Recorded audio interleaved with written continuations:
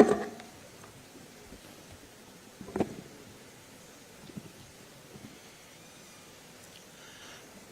morning.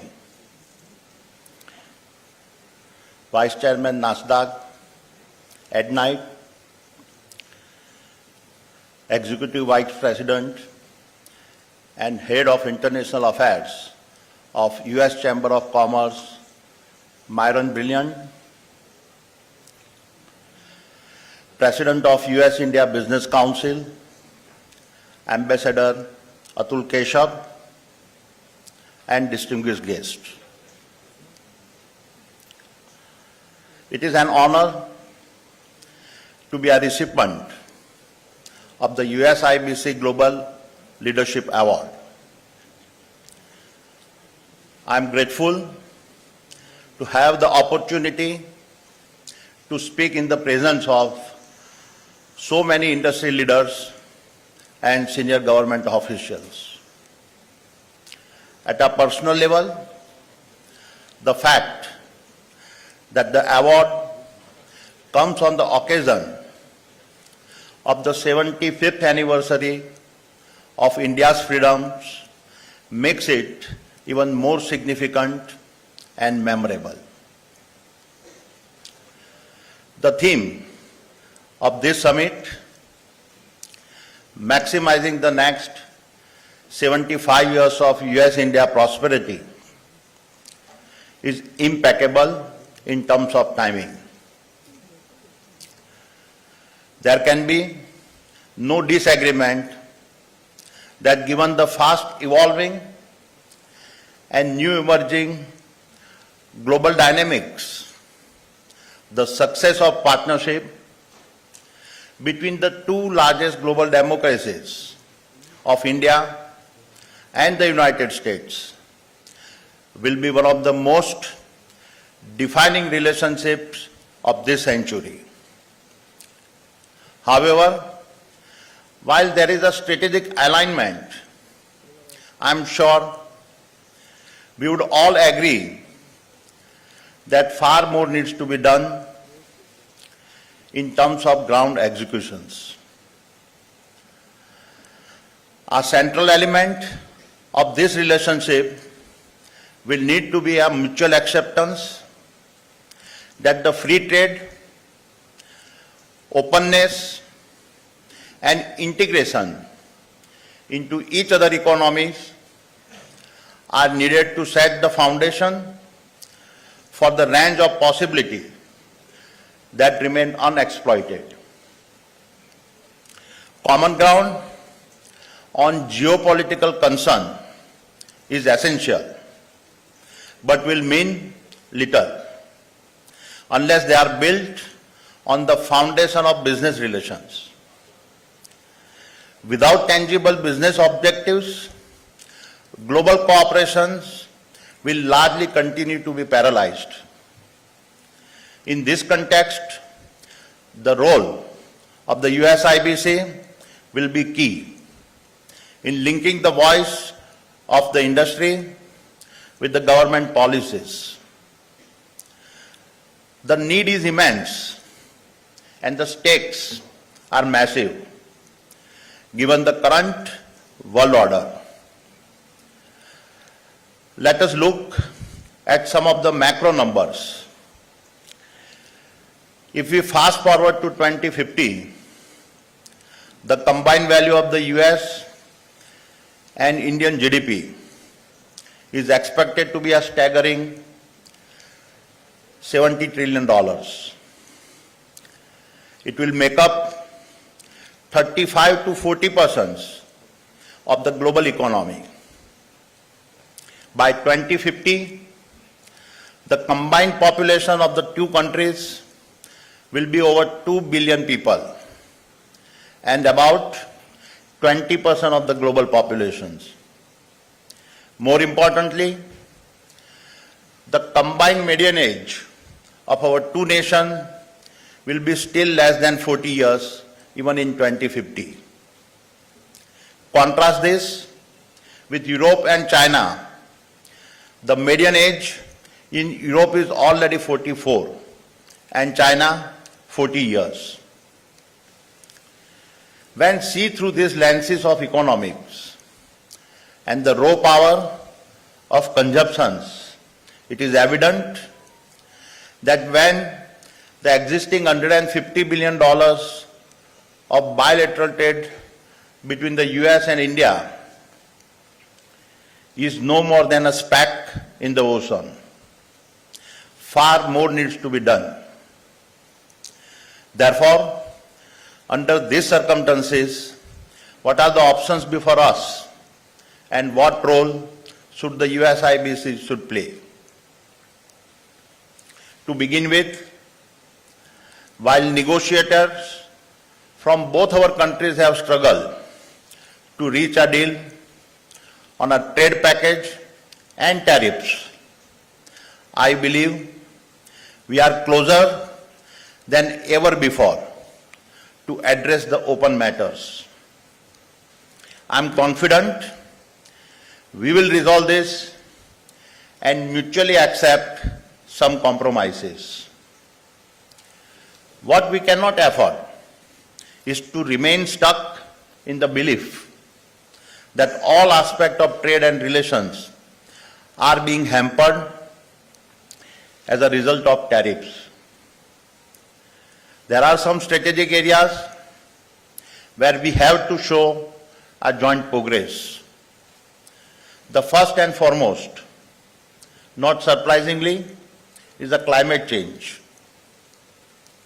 There has been a lot of talk about the developed nations supporting the developing nations, but far more needs to be done urgently in terms of partnering in this space. Cooling the planet down equitably is necessary and can be one of the most profitable business over the next several decades. With the signing of the US climate bill into a law, both our nations must find a mechanism to benefit from this massive stimulus. The government have done their part. It is now the job of the business to find a way to collaborate. The Adani Group has already committed $70 billion to these efforts. This will see us building 3 gigafactories in India, leading to one of the world's most integrated green energy value chains.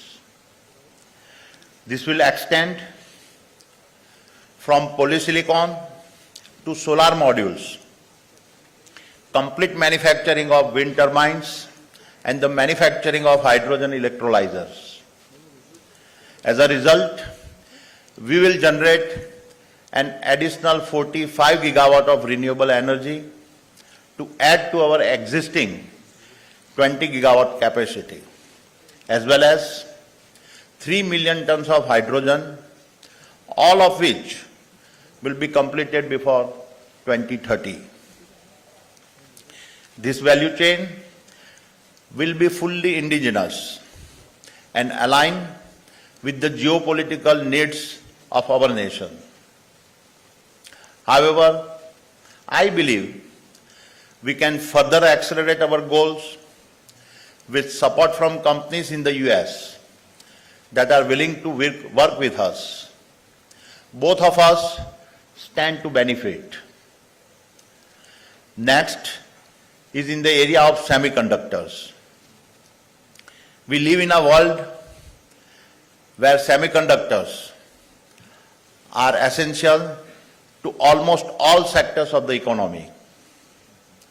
The ongoing war has only accelerated these recognitions.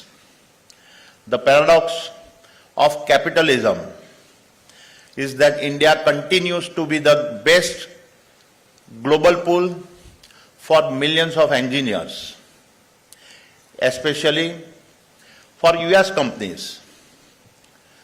But the primary value addition to the businesses happens outside India. The semiconductor industry is a classic example with more engineers deployed in India than anywhere in the world. and yet India has no semiconductor plant. India cannot remain dependent on global supply chains that are based on semiconductor nationalisms and will need US support with the technology transfer. Yet another area is healthcare. We saw the way national priorities took over during the COVID-19 pandemic, and the availability of vaccines become a game of wars and capitalism. The term deglobalization gained prominence because of the divisions that came about as a result of the pandemic. We must never allow this to happen again, given the mistrust it creates.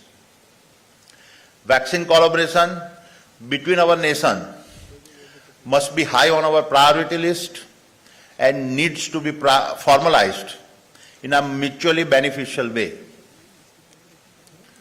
Likewise, defense and cyber are two critical areas that the US and India must work on.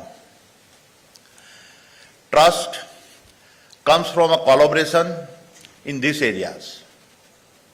India needs support in both these areas, and at this time, we are just skimming the surface.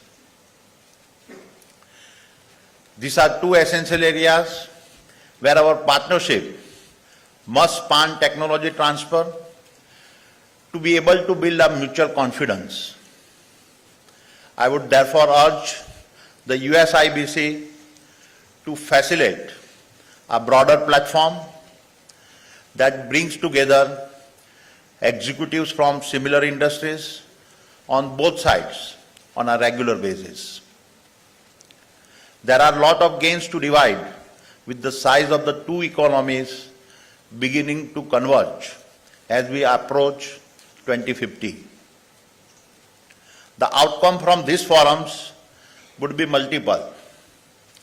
It would lay the foundation for a broader business development platform, continuously highlight the policy challenges that must be addressed, as well as get the businesses and policymakers on a common platform. There must be a clear objectives laid out to which we make commitments. This is a missing piece today. What I can personally commit is that we are here to support, to do our part, to make this happen, and work with any of you to take this initiative forward. I must also add here that the work done by Nisha Biswal, the ex-president of the USIBC, and now being done by Atul Keshav, the current president, has been nothing short of extraordinary. They have made the USIBC relevant and taken it to a level where it is now in a position to be one of the most crucial platforms between our countries to accelerate business relations. We must all be thankful for the initiatives they have driven and continue to drive in helping bring our nations together. In closing, let me say that while I have highlighted several matters that will need to address, my optimism that our two nations will find a solution has never been higher. Our joint ability to impact the world has never been greater. The need has never been larger. Thank you. Jai Hind.